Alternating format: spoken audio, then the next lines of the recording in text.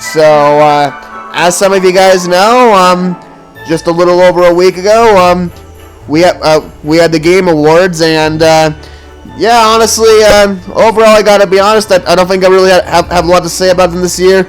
It was kind of just a mediocre show, to be honest, but there were still definitely a couple interesting things about it, and it was still good to see, obviously,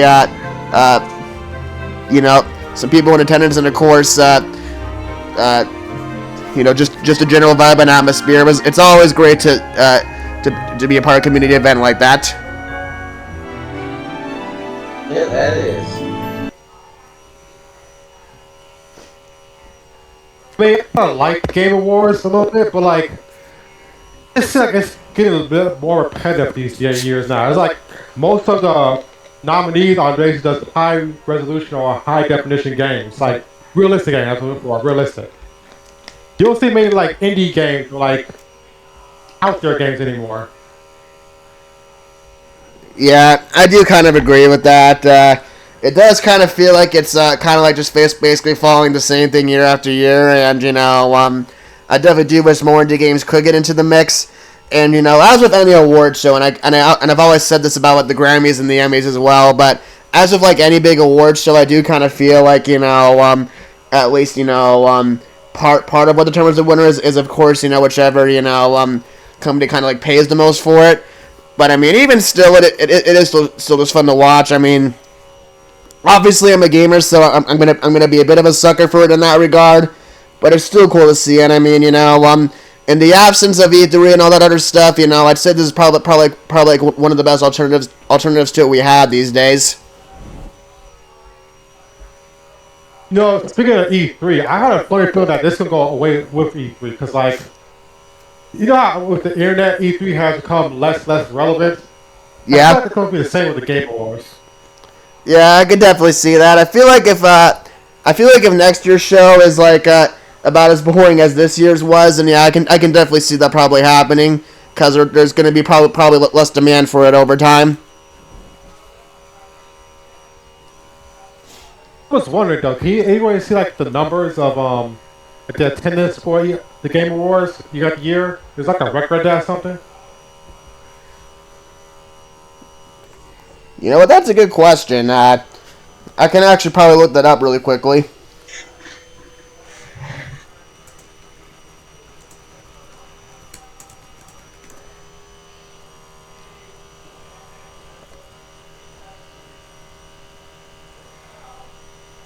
There's gotta be some type of trend going on or something.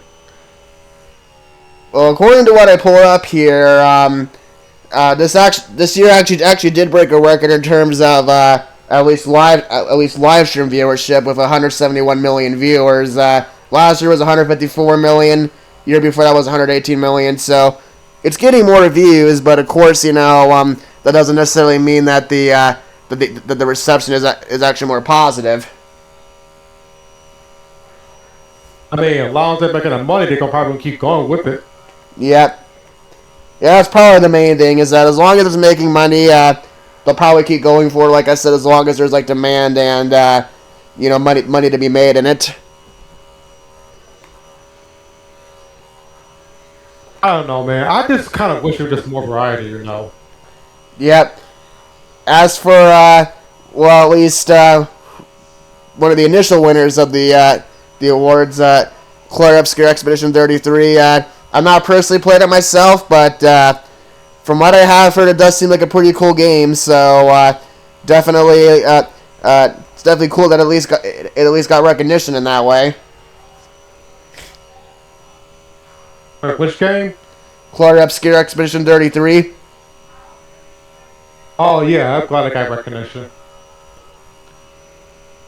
Like I said, I don't know if I'm gonna personally play it myself, but for those who do love the game or checked out the game in part because of the Game Awards, because I'm sure as always with these things, I'm sure there were at least some. I hope you do enjoy it.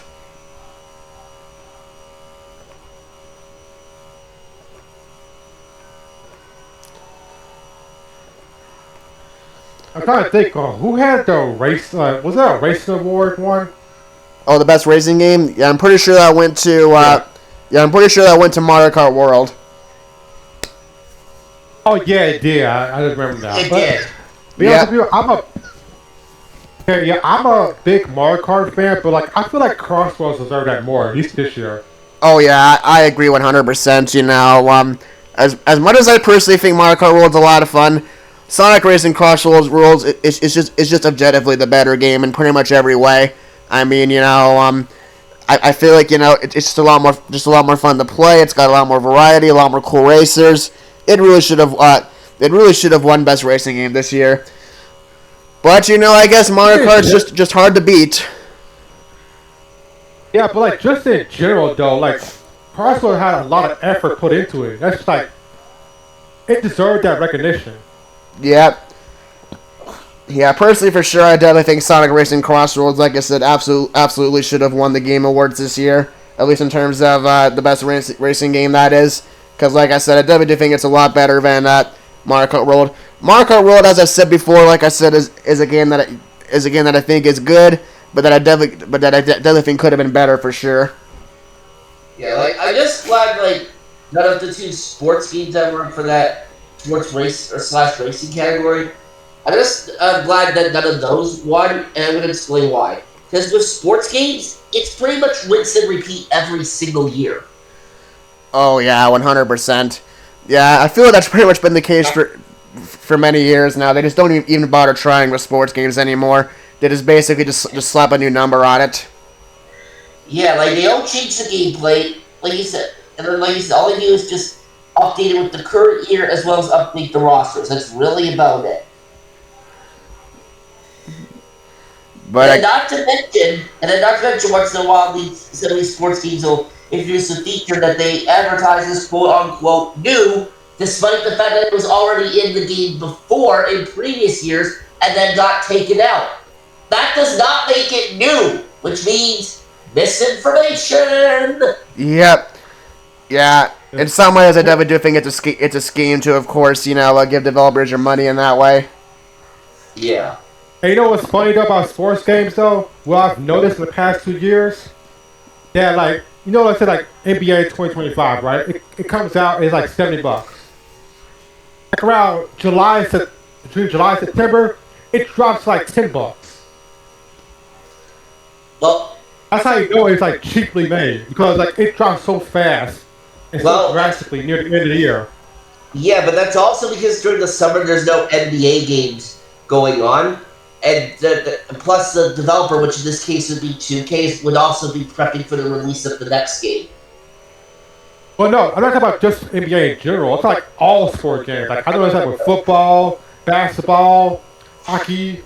Yeah. Yeah, I've noticed that as well, and it's quite weird to be sure. But either way, I do think that's about pretty much all I have to say about the Game Awards, at least in terms of like highlights about it. Like I said, I think overall this year it wasn't really that notable at all. But it is still a common topic of discussion on the internet. So figured I would at least bring it up in this particular podcast episode. But either way, we'll see what happens in terms of it next year, if it keeps up this viewership or not. Now for the second subject I want to talk about is going to be the Switch 2 sales, and this one kind of has a bit of an update to it as well, at least from the time when I initially thought of it, because supposedly, at least from what I've heard, the Switch 2 holiday season, at least in terms of this holiday season, hasn't been like amazing per se. Like I don't want to say it's been bad at all by any means, not far from it, but I think it has been a bit below Nintendo's expectations, which I think could be partially explained by, of course, the high price and the fact that some people this year are kind of cash strapped. But what do you guys think of the Switch 2 sales so far? They're still pretty impressive overall, considering the console's only been out for about 6 months. Well, go ahead, Mark. Yeah, like they're gonna more than outsell the Wii U by a significant margin at this pace. No questions asked. Yeah, I want to know, where are the naysayers at? Who've been saying, "Oh, the Switch 2 is gonna flop. It's gonna flop." Yeah, nice try. And also from what I read, they said this was the worst month for hardware sales in 30 years. Yeah, which and like you said, a part of it I think has to do with the high price of the Switch 2, like how much that costs, how much the game costs, and also I think the fact that I guess families kind of have other priorities with their budget right now. yeah, I would definitely agree with 100% with that. I mean, frankly, with just with how tough the cost of living just in general these days is, to be quite frank, I'm not really surprised to hear that, not just console sales, but like sales of kind of like electronics in general, just are kind of going down because even with discounts, it's still just a bit it's still just a bit too much for some people. But it's like what? Alright, go ahead. I was gonna say, but like you guys said though, the system still is still really great so far, and for everyone who thought it was going to be just a Wii U all over again, well, I'm sure you guys are quickly eating those words because it's already outpaced the Wii U, and certainly by the end of next year, it's going to more than outdo the GameCube as well. So, who has the last laugh now, huh, grifters? Haha, yeah, exactly. Oh, Nintendo D. Yeah. He's on a rampage about the Switch 2 gonna fail. Now that it's actually past the expectations, he looks for every little thing can Nick pick on and say it's doomsday. Yeah, he's pretty much in full cult mode, and what's really sad too is that at least the first few videos that guy made, at least when he was first starting to make Switch 2 videos, I kind of sort of sympathized with him and some of what he was saying, at least at first. But then later on, he just became a full-on grifter, and it's like, I think that's a clear example of a guy that, that basically fucking sold out his soul for views and money. Yeah, pretty much. You're finding the money there, Nick. Yep. He saw the amount of views he was getting bashing Nintendo and was like, hey, you know what? I need to make this my shtick now. The problem is those shticks gonna die. Then we got left. Exactly. Because the reality is that regardless of what people think about the Switch 2, the Nintendo hate bandwagon is not going to last forever. Like even if let's say he gets lucky and he gets another full year with it, what's going to happen in 2027 or 2028, especially when by that point, I'm assuming around 2028 or so, is when Sony's probably going to start talking a lot more about the PS6. And and then of course inevitably there's going to be a lot of controversy with that. So it's at that point, what are you going to do, Nintendo? And I think this is the problem with Nintendo and also the YouTubers in general. They have to realize that the average person does not care about this kind of controversy. As a parent myself, it's like all I want to do is go in and buy a console for the kid, and then just see them have fun with it. That's it. They don't care about all this internet drama. Exactly. Sometimes I wish, sometimes I wonder if people realize that, sometimes the problem may just be them. You got some people, though, who just terminate online, though, unfortunately. Yep. That is very true. But, Mark, do you got any more thoughts, at least in terms of this sale thing and even attending, if you want to add anything? Yeah, honestly, I don't really care for Nintendo that much. And I just only see, maybe a couple of his videos. Oh my god, the hate he has, I don't really want to get into that. Yeah, he's shameful, to say the least. And by the way, sorry, what were you going to say? It's just a console at the end of the day. Exactly.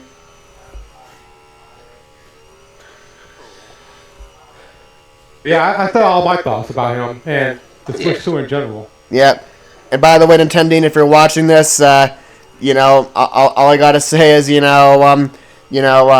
I guess try to keep up your grip as long as you want to, but it's gonna run out eventually, I promise.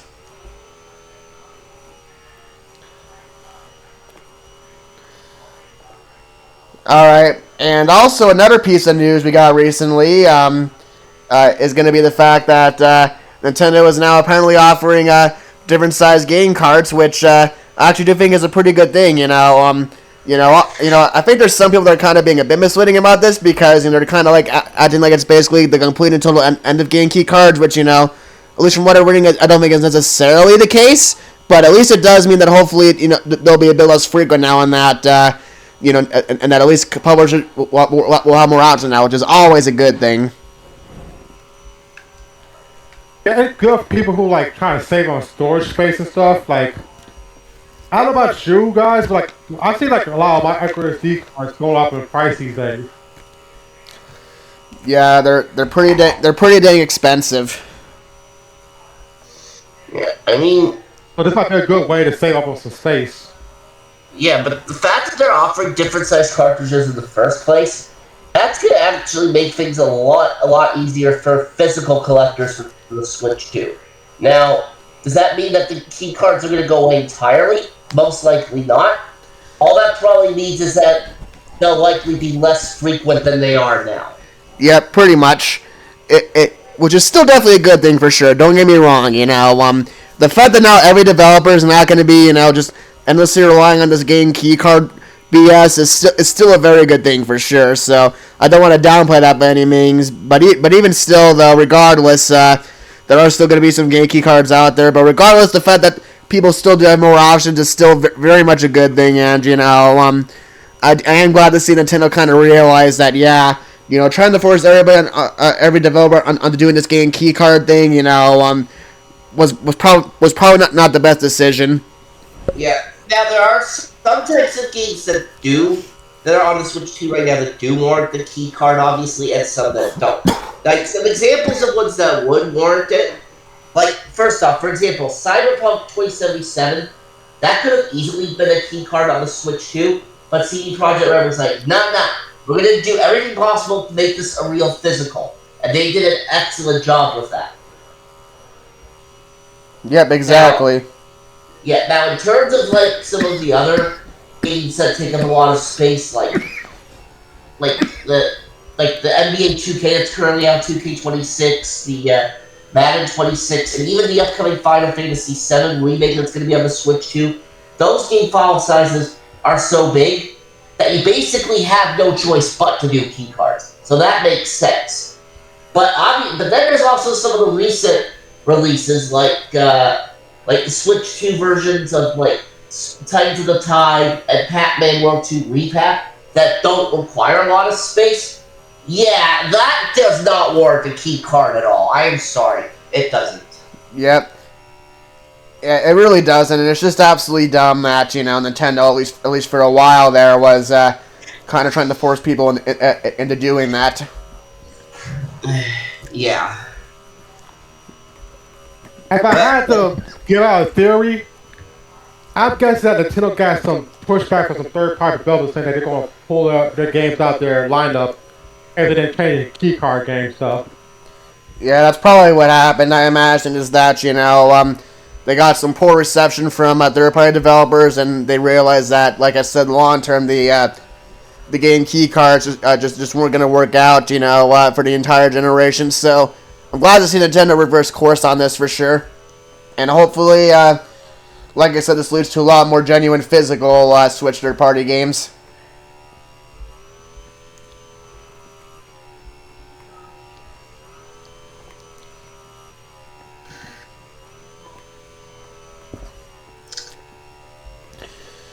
Anyway, going back earlier kind of to the Game Awards a little bit, at least when it comes to the Indie Game Awards, a winner actually got rescinded due to using generative AI. Mark actually sent me something about that recently, and go talk a little bit about that, because that story's a little bit crazy. Yeah, because it was actually this past Sunday where I brought this to his attention, and yeah, like the whole thing is just nuts. And it's not just like the indie game of the year that they lost. From that, I think there was another award from that same specific thing they lost as well. I forget which one it was. But if you're gonna do that, then why not just rescind its overall game of the year award? Well, that in itself probably might not be an issue. If not for the fact that it also won like 1,000,000,000 other awards too. Yeah, exactly. And this really just goes to show you that that people can just hopefully just won't be able to get away with this AI bullshit in the future. Like obviously, there's kind of like a broader discussion that's even beyond the scope of this video, but I think many people here can agree that the rise of AI and just this general shit really is just genuinely terrifying, and it's obvious they kind of want to try to basically controls of all this shit, and so in many ways, even though this is also devastating news in some ways, I'm also glad to see that they were held accountable for it because really just this AI slot, this endless AI slot, just needs to end. Yeah, and not to mention that. See, while AI can be useful in some aspects, it can also get a whole bunch of things wrong, and then that's when the real problems come in. Exactly. Like AI has its uses. Don't get me wrong. I'm not denying that. But trying to basically change the entire world into basically learning off AI, especially with the state it's currently in, it's just not feasible. Yeah. Yeah, and also there's no real replacement for true artists because AI can only emulate artists. It can't actually think like an artist. Exactly. Yeah. Now, while I may not be a game designer myself, and for the record, in order for me to get into that kind of thing, that would require me to learn coding. Now, while it may come natural for some people, I probably wouldn't know the first thing about coding games, so that's probably why I'm not a game designer. I am, however, a fan fiction writer, and I will publicly state right now for the record that I do not use any sort of AI for any of my writings. Good.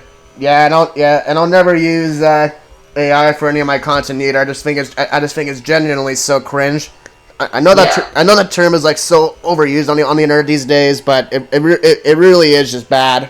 Yeah, I do not. Yeah, I said I don't use AI for any of my writings or for my YouTube content, and I have no intention of ever doing so.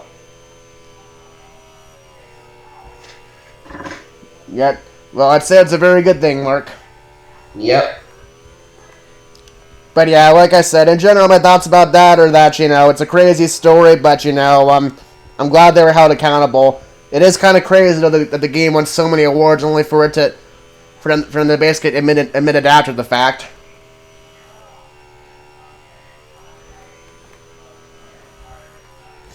Wait, they waited. Hold on a second. They waited till after they won to admit that. Yeah, pretty much. That's really scummy. Now think about it. Yeah. It's like they knew ahead of time that they use AI against true artists, accept the award. They said, "Oh, sorry, use AI." Oops. Yeah, it's one of those things where it's like they were clearly trying their best to keep it under wraps and we're just hoping that that they would just get away with it. But as if anything, the truth comes out eventually.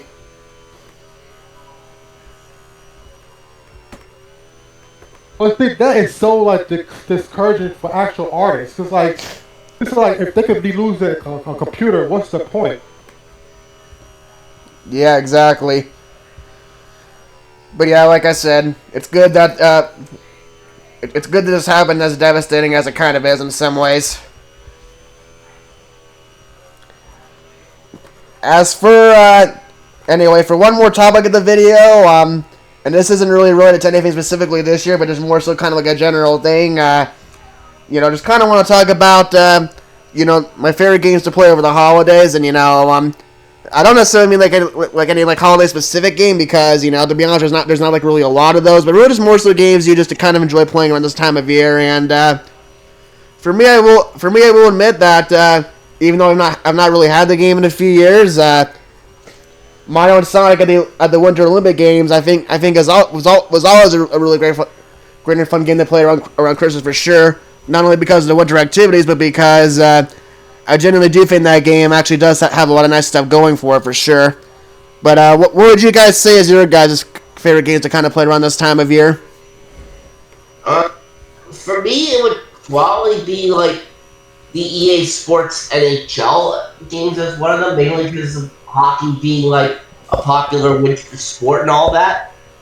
But I do also enjoy playing like sometimes some of the Mario Party games during Christmas. Oh yeah, for sure.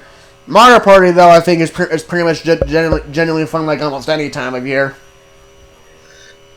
That it is. For me, 100% Animal Crossing, because I play Animal Crossing right now. I'm trying to build my. And it's a snow season right now, so it's like a lot of winter stuff you can craft. And right now, I'm just trying to build a whole bunch of snowman on my island, and just trying to build a whole bunch of Christmas theme. I have a Christmas theme going on right now. Nice, Astro. Well, I hope that I hope that goes well for you. That definitely does sound like a lot of fun for sure. Yeah, I'm just trying to get all the crafts. I'm trying to build Christmas wreaths and pass them all out to my villagers. It's a lot of fun. It's like a nice calm thing to do once you get off a long day of work. Yeah, for sure. And I do know that the Animal Crossing games, in particular, are pretty much always a very popular game of choice around this time of year because of all the things you can do for Christmas and New Year's in them. But yeah, besides that, I have to go with Mario Party pretty much. It's a nice comfort game during the cold season. But like you said though, it's good for any time of year. But like winter specifically, it's just something fun by staying in the house, playing a board game, either online or in person. There's something relaxing about it and fun. Oh yeah, for sure. I definitely do agree. You know, especially of course when obviously when you're in this time of year when when you're off work and you don't have much else to do. Nothing really quite hits like a game of Mario Party. There's no doubt about that. Yeah, it's just that you asked us many years ago that Mario Party online would be possible, we'd be laughing at you. But look where we're at now. Yeah, exactly. Yeah, it is pretty crazy that ever since Mario Party Superstars came out, the idea of Mario Party Online just because of how well that game did, it just become a lot more normalized. Yeah, I don't think people realize just how special that really is. Not just Mario Party, just games in general. Like back in the day, we had to do touch screen and stuff. You had to actually be there. Now you could just sit on your couch and play with somebody over the other side of the world. It's amazing when you think about it, especially for people like us who grew up without this kind of technology. Yep. So, like I said, it is just amazing. Like it's another layer to just how much online has changed our world for both kind of good and bad for sure. But it is a great thing, Mario Party Online. Yeah, like I said, it's not many Christmas games, but I'd say this those two pretty much. Oh, but I did buy No Man's Sky last night. It was on sale for only $24, Switch 2. I'm gonna play the crap out of that once we're done here. Nice. So I hope you have fun with that for sure.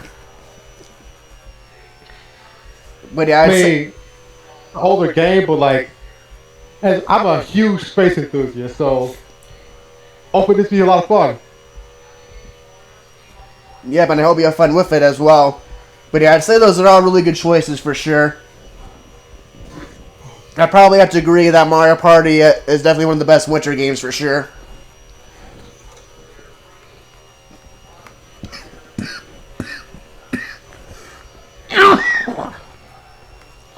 But yeah, guys, I think that's going to do it for this Christmas-themed episode of The Hour of Nick. Thank you all for watching. And yeah, I hope you guys all have a great Merry Christmas or Happy Holidays in general. Just enjoy your time with family, play great games, and just have a good time. And thank you very much, Mark and Astro, for joining me for this episode as well. No problem. Goodbye, everybody. And I'll see you guys all for another episode.